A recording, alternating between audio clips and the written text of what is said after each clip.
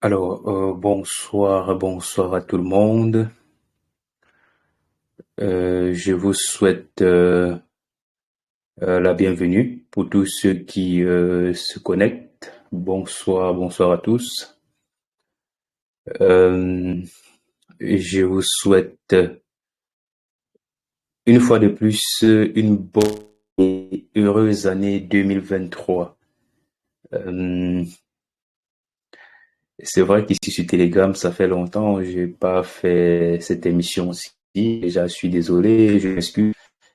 Et savoir de toutes les façons que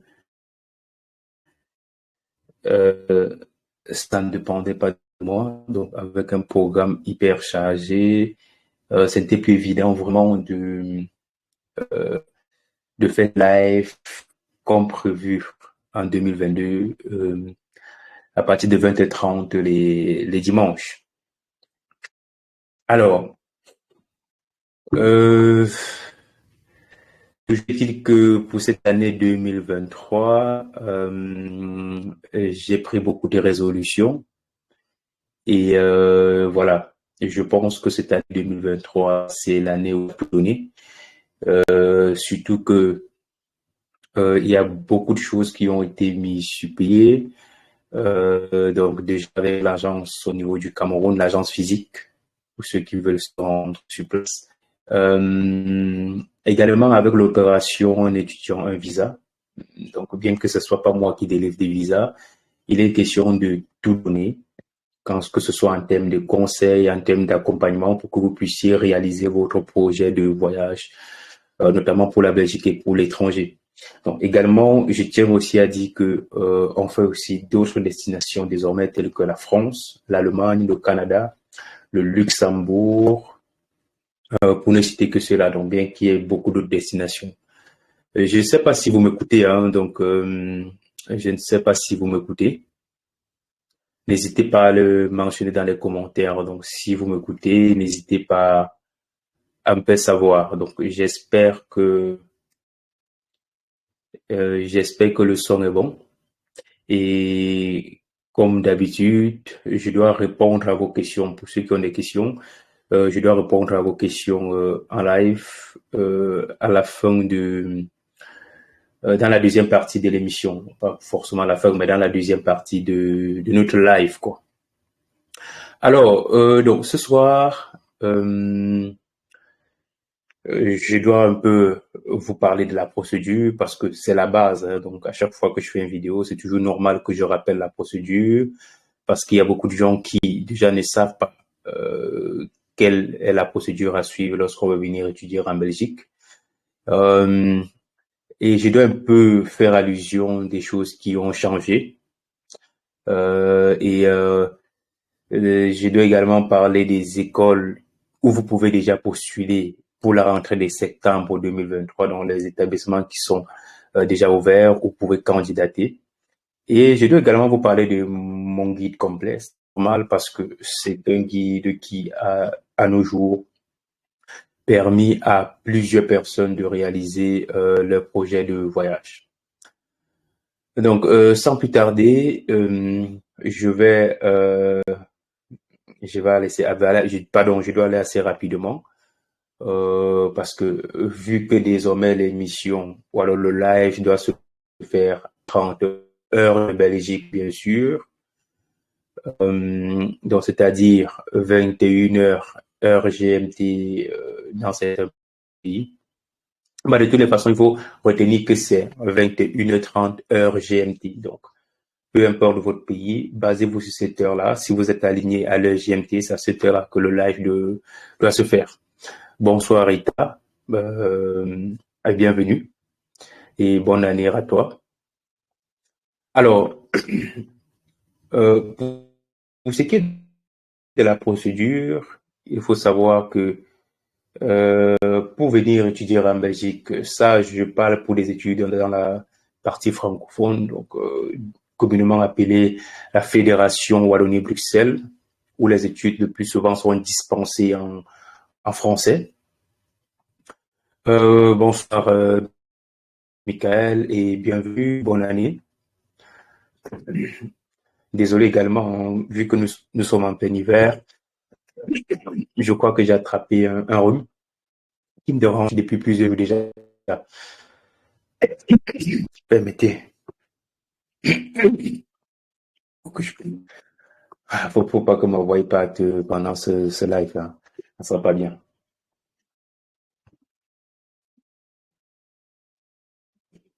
Alors, donc, et c'est comme si ça veut pas partir, hein. Désolé les gars. Alors, euh, bonsoir Luire, bonne année et bienvenue dans le live.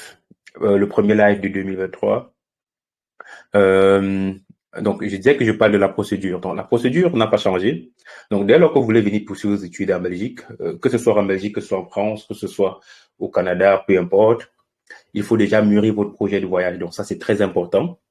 C'est très important dans la mesure où vous essayez de voir quelles sont les perspectives, quelle est la filière que vous voulez faire, quels sont les établissements qui dispensent cette filière-là, quel est le coût des études, quel est le coût de la procédure, est-ce que je suis prêt? Parce que c'est aussi important de se lancer quand on est prêt. Euh, Moi, j'ai dit, ça ne sert à rien de se lancer dans une procédure quand on n'est pas capable d'aller jusqu'au bout. Parfois, ce n'est pas un problème financier. Donc, quand je dis être capable, c'est pas forcément avoir la somme d'argent qu'il faut. Il faut être capable mentalement d'aller jusqu'au bout. Donc, c'est un problème de mindset. Donc, tout se passe là. Il faut vous lancer avec la motivation et la détermination d'aller jusqu'au bout de votre projet de voyage parce que c'est un projet, il y aura des obstacles, il y aura des difficultés, mais il est important de foncer, d'aller jusqu'au bout. Parce que il y a des personnes qui ont réalisé leur projet de voyage avec presque rien du tout. Donc, parfois avec des sommes où lorsqu'ils vous parlent, vous allez croire que c'est un mensonge. Non, c'est pas un mensonge. Pourquoi? Parce que ils prennent la peine d'aller chercher la bonne information qui doit les amener à réaliser ce projet-là. Donc, parfois, c'est pas un problème d'argent. Moi, je répète cela. Parfois, c'est pas forcément un problème d'argent. Certes, l'argent est au cœur de la procédure, mais le plus souvent, c'est pas un problème d'argent, c'est pas un problème, ça peut être un problème d'information, de mauvaise information. Donc, vous n'avez pas la bonne information, vous ne faites pas ce qu'il faut faire, vous ne respectez pas les délais, les procédures, etc. Donc, pour ce qui est de la procédure, une fois que vous avez choisi votre destination, vous avez choisi la filière, les établissements, bref, il s'agit de faire des recherches au préalable. Faites des recherches. C'est vraiment Internet doit vous servir à faire vos recherches. Donc, évitez d'aller sur des réseaux sociaux, faire des trucs qui ne vous aident pas. Il y a beaucoup de gens qui passent le temps à être sur des réseaux sociaux, Facebook, Instagram, TikTok et tout, vraiment pour ne rien faire. Donc, non seulement vous gaspillez votre temps, vous gaspillez votre connexion Internet, vous gaspillez votre propre téléphone et franchement, pour moi, je trouve que c'est quand même désolant. Faites des recherches, utilisez Internet parce que de nos jours, il y a tout sur Internet. Il y a presque tout. Ça, il faut le dire. Il faut juste être un peu curieux. Et c'est ce qui manque à beaucoup de gens. Beaucoup de gens veulent faire la procédure, mais en réalité, ils sont pas assez curieux. Ils sont pas capables de chercher la bonne information. Parce qu'il y a parfois des questions qu'on me pose. Franchement, je me dis, mais si quelqu'un me pose cette question, ben, ça veut dire que la personne n'a même pas un peu de volonté. La personne n'a même pas un peu, n'a même pas l'envie, n'a même pas la curiosité de chercher.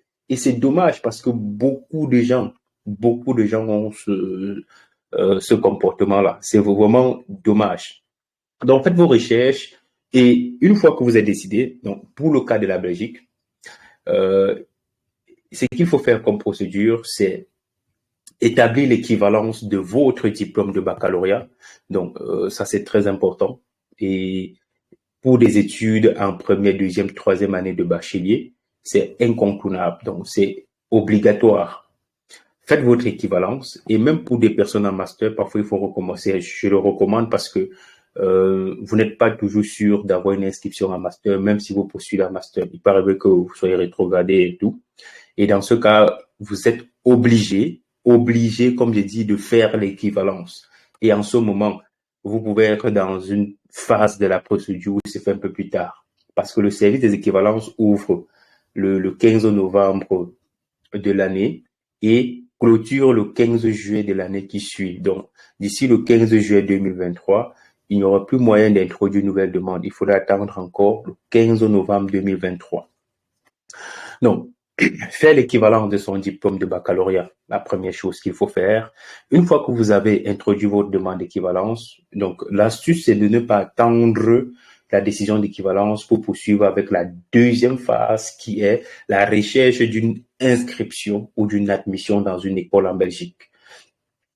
Il y a beaucoup de gens qui voient leur projet foirer et estiment qu'il n'y a pas eu assez de temps parce que l'équivalence a traîné, tout simplement parce qu'ils ne savent pas que tu n'as pas besoin d'attendre que l'équivalence sorte pour commencer les démarches d'admission. Une fois que les démarches d'admission, une fois que l'équivalence est introduite, à partir de janvier, quand les inscriptions ou les admissions commencent, postulez. Parce qu'avec juste la preuve que votre demande d'équivalence est en cours, vous pouvez introduire vos demandes d'admission.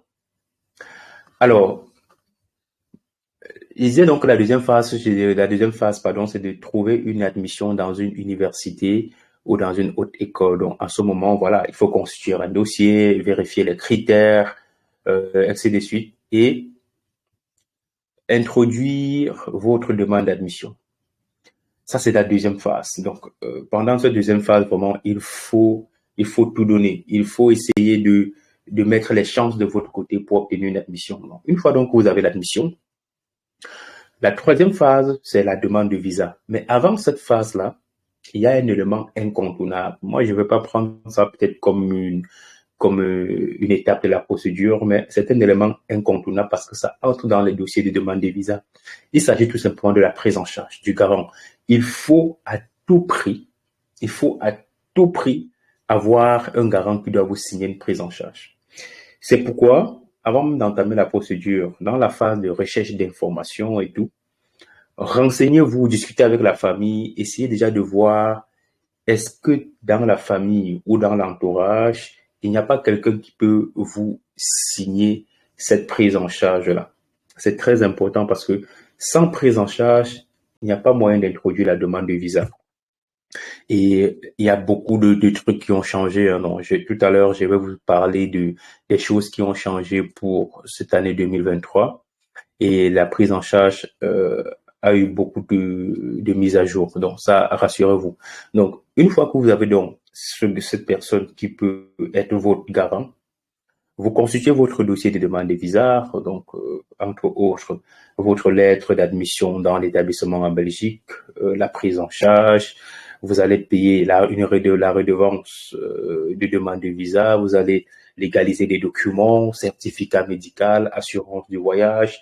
Bref, vous constituez tout un dossier que vous introduisez auprès de l'ambassade de Belgique, ça peut être le consulat. Et ça peut également se situer soit dans votre pays, soit dans votre région, ou si c'est pas dans votre pays, vous êtes obligé de vous déplacer pour aller dans un autre pays. Dans ce cas, peut-être des Togolais qui sont obligés d'aller en Côte d'Ivoire. Et c'est là 2 ans, ils devaient aller au Nigeria. Donc, bref, en ce moment, c'est une fois que vous avez déjà l'admission et vous avez votre dossier prêt, même si l'ambassade même se trouve aux États-Unis, vous allez seulement les déposer. Donc ça, c'est pas un souci. Alors, donc voilà un peu la procédure à suivre lorsque vous voulez venir étudier en Belgique. Et quelles sont donc les choses qui ont changé, que ce soit dans la procédure et qu'il est important de savoir. Déjà, c'est au niveau du garant. Le montant dont doit détenir le garant est de 2 700 € désormais. Donc, on est parti sur une évolution on est parti d'environ 2 100 € il y a de cela 3 ans, 4 ans. On est déjà à 2 700 €. Pourquoi? Parce que chaque année, il y a des indexations. Donc, la Belgique estime que vu le niveau de vie, en Belgique, un étudiant doit avoir tel montant pour pouvoir survivre. Et donc, chaque année, on fait des indexations, on fait des mises à jour, et ce montant, on le voit légèrement à la hausse. En 2022, ce montant a été revu à la hausse au moins 3 fois. Il y a eu des changements. Et même pour ce qui est des critères, désormais, si votre garant ne réside pas dans un pays membre de l'Union européenne et s'il n'a pas un séjour illimité, donc, il doit devoir justifier les liens. Donc, si votre garant est au Canada, aux États-Unis, dans votre pays de résidence, que ce soit au Cameroun, en Côte d'Ivoire, au Togo, au Bénin, au Sénégal, il doit devoir justifier les liens de parenté entre l'étudiant et le garant. Mais s'il réside peut-être en Belgique, en France, au Luxembourg, aux Pays-Bas, en Allemagne, etc., il n'a pas je veux dire, il a un séjour, je peux dire permanent, il n'a pas besoin de justifier ces liens-là.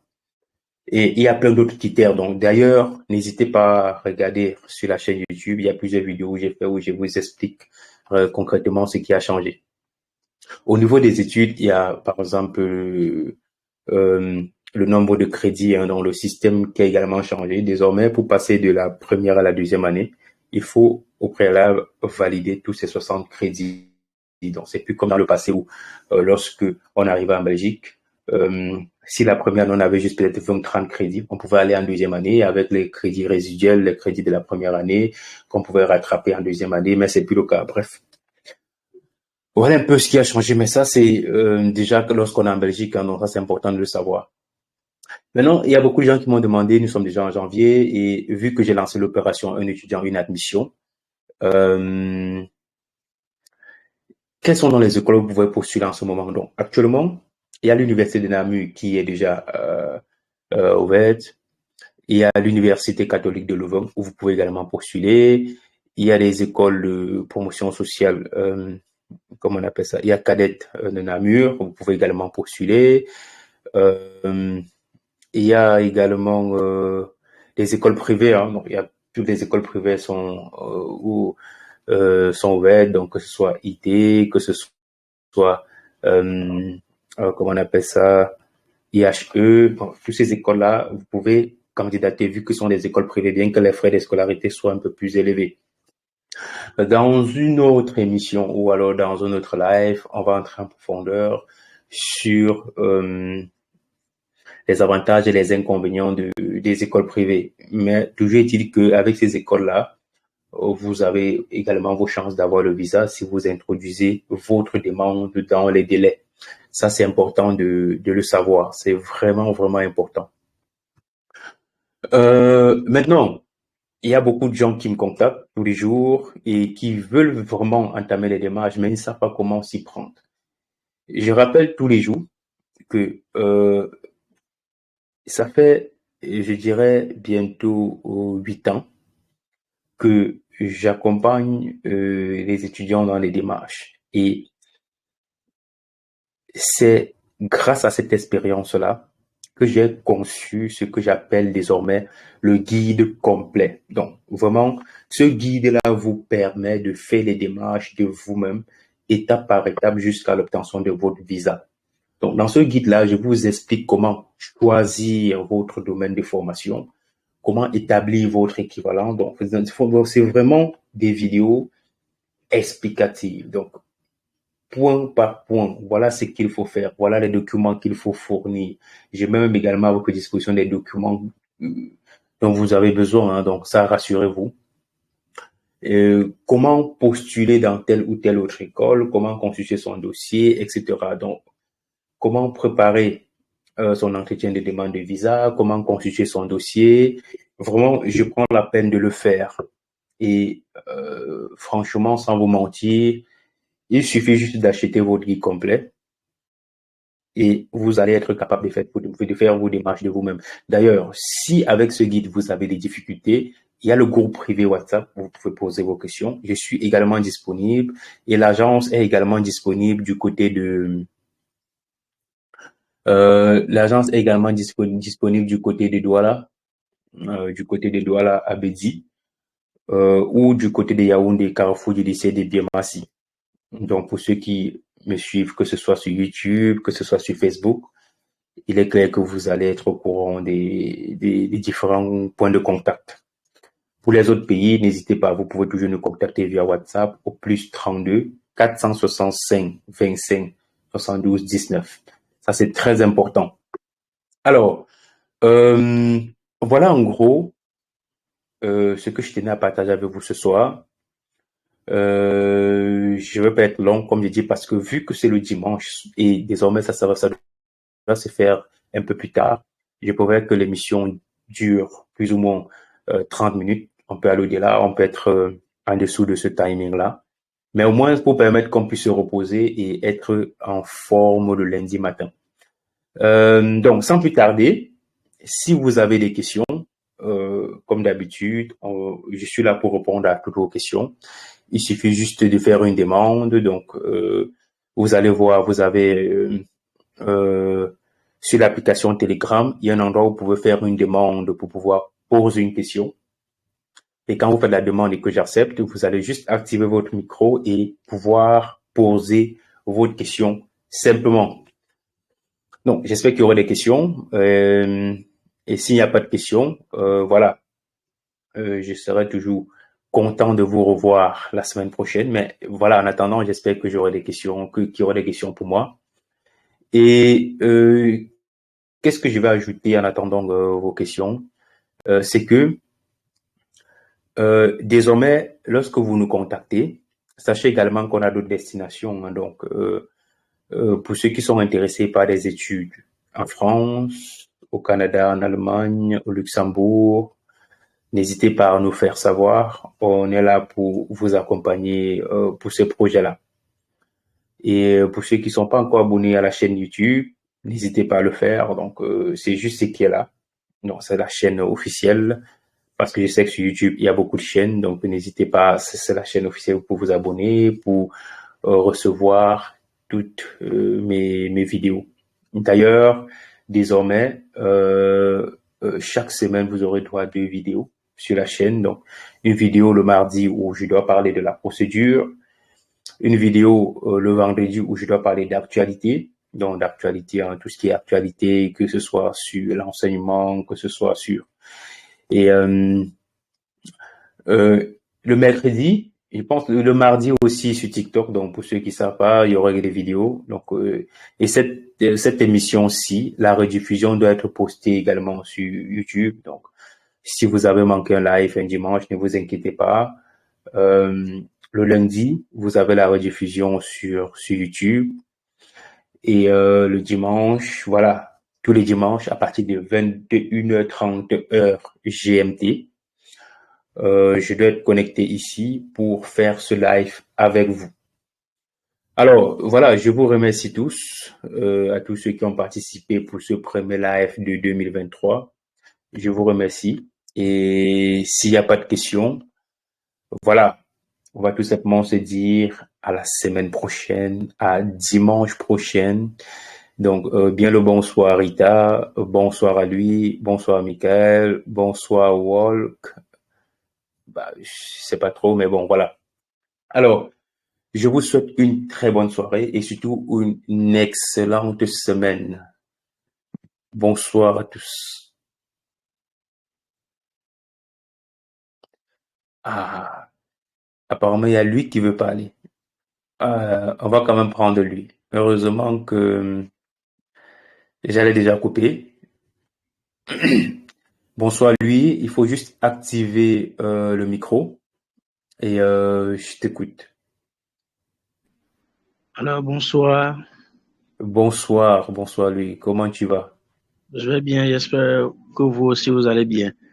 Bien, merci. Ok, bon, Tu m'appelles d'où là? là, c'est du Togo, Lomé. Ok, enchanté. Dis oui, je t'écoute. Ok. C'est concernant la procédure. Bon, je l'avais Oui, entamée l'année passée. Bon, j'ai eu les admissions quand même, mais c'est au niveau du visa que il y a un petit souci là. On n'a pas su bien calculer les fonds du garant, donc il y a eu insolvabilité. Là, je me demande, est-ce que si je reprends cette année, est-ce que ça oui.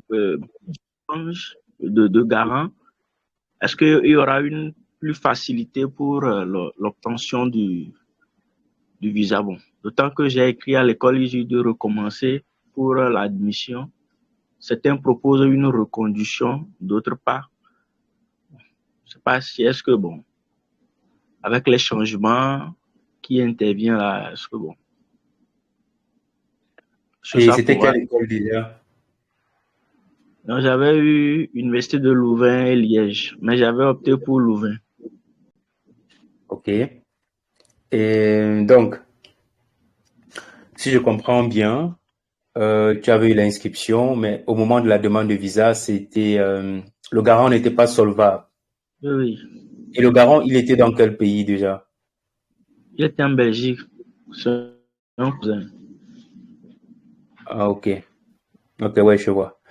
Euh, oui, donc, avec les universités, malheureusement, il y a eu une pression de l'Office des étrangers, ce qui fait que les universités ne clôturent plus les inscriptions même jusqu'au 30 octobre. Donc, avant, l'étudiant avait jusqu'au 30 octobre pour être en Belgique, mais maintenant, l'étudiant, je pense que c'est le 30 septembre et la plupart des universités parfois ne sont pas souples à ce niveau-là. Donc, si l'université a dit qu'il ne pouvait pas reconduire, c'est tout à fait logique. Donc, c'est comme ça qu'il fonctionne désormais. Donc, ce qu'il faut faire, c'est d'introduire une demande de reconduction à l'Université catholique de Louvain. Donc, à mon avis, tu as toutes les chances que l'inscription soit reconduite. Et une fois que l'inscription est donc reconduite, ce qu'il faut faire, c'est de trouver le garant solvable. Donc, vu que le garant est en Belgique, le garant doit avoir 2700 euros net de salaire par mois. Ça, c'est s'il n'a pas un autre étudiant à sa charge. Donc, ça, il faut vraiment vérifier. Et le problème aussi au niveau de la Belgique, avec les garants en Belgique, c'est que parfois, il y a des éléments que l'Office des étrangers s'appuie dessus pour vérifier la solvabilité qu'on ne maîtrise pas. Donc, c'est souvent vraiment des éléments. Ça peut être, par exemple, comment on veut dire ça? Ils peuvent, par exemple, se baser sur des prêts de la personne, donc pour pouvoir calculer effectivement le montant net qu'il a comme revenu chaque année, parce que c'est pourquoi on demande le plus souvent ce qu'on appelle l'extrait de rôle. C'est un peu comme une fiche d'impôt qui permet de vérifier effectivement est-ce que par an cette personne a ce revenu-là. C'est pourquoi vraiment les garants en Belgique, c'est vraiment délicat. Si, vu que la Belgique demande 2700 euros, j'ai dit toujours, il ne faut pas prendre un garant qui a 2700 euros net, non. Surtout s'il est en Belgique. Il vaut mieux trouver un garant qui, minimum, aura 2800, 2900 euros sur sa fiche de paye. Au moins, on est sûr que même s'il y a une marge, peu importe, il ne peut pas être insolvable. Donc, à mon avis, c'est ce qu'il faut faire. Hein. Ça, c'est ce qu'il faut faire. L'idéal, ça, c'est ce qu'il faut faire. Et il faut également s'y prendre tôt, vu que l'Université catholique de Louvain est déjà ouverte. Il faut introduire la demande de reconduction, tout simplement. Merci beaucoup. Ok, je t'en prie. Je ne sais pas s'il y a d'autres questions. Oui, aussi concernant la prise en charge, je pense qu'il y a une dichotomie. Sur le site de l'Office des étrangers, ils ne précisent pas les 150 euros pour d'autres personnes en charge. Mais si tu vois sur les sites des ambassades étrangères, eux, ils précisent en plus de cela. Je ne sais pas si vous avez fait cette remarque aussi.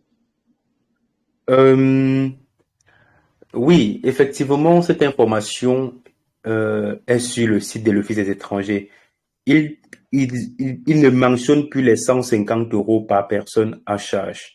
Donc, il s'agissait des 150 euros pour chaque enfant que la personne a à sa charge. Donc, si par exemple le garant avait un enfant, il fallait ajouter 150 euros en plus des 730 euros de l'étudiant. Mais apparemment, parce que l'information, ça, je ne l'ai pas encore vérifié, donc ça, je ne suis pas encore certain, euh, même si j'ai quelqu'un qui a contacté l'Office des étrangers et ils ont fait comprendre qu'à partir de cette année, on ne tient plus compte des enfants à charge, donc des 150 euros. Il est 23 heures. Donc, même si la personne a 5 enfants à charge et qu'il a peut-être les 2700 euros, il peut prendre l'étudiant, il peut signer la prise en charge. Donc ça c'est une réponse que l'Office des étrangers a donnée à cette personne-là. Donc jusqu'à ce que moi j'ai un cas palpable sous la main, donc pour un garant en Belgique qui a signé et c'est passé.